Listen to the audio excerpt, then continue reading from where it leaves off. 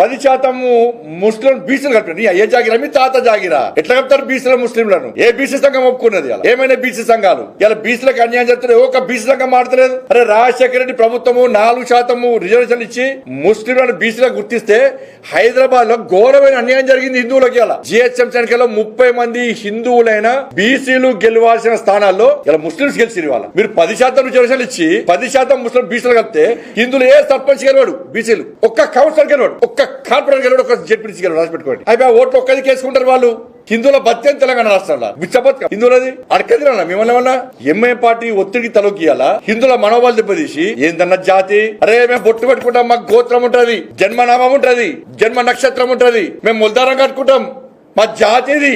ఒక జాతికి ఇంకో జాతికి తేడా ఎందుకు గ్రహిస్తలేదు కాంగ్రెస్ పార్టీ ప్రభుత్వం? కేవలం ముస్లిం మైనార్టీల ఓటు బ్యాంక్ ద్వారా గెలవాలనుకుంటున్నది మన ప్రభుత్వం. స్థానిక సంస్థల ఎన్నికల్లో ఏమనే బీసీ సంఘాలకు అర్థం కాలే. మేము బీసీలో ఉత్తరిస్తాం, మాదే బీసీ సంఘం, మేం చెప్తాను బీసీలు ఓటేయాలనే సంఘాలు ఏడమైనాయి. ఇలా అగ్రవర్ణాలు ఉన్న కులాలు కూడా దీన్ని వ్యతిరేకిస్తున్నాయి. అరే గింత ఘోరమా? ముస్లిం బీసీలో గుర్తిస్తారా? బీసీలో కలుపుతారా? వాళ్ళకి ఈడబ్ల్యూఎస్ ఉన్నది, ఇప్పటికే మైనార్టీకి సంబంధించి అనేక బెనిఫిట్స్ వస్తున్నాయి వాళ్ళకు. మళ్ళా ఇప్పుడు బీసీలో కలుపుతున్నారు. వాళ్ళ గింత రాచరికమా?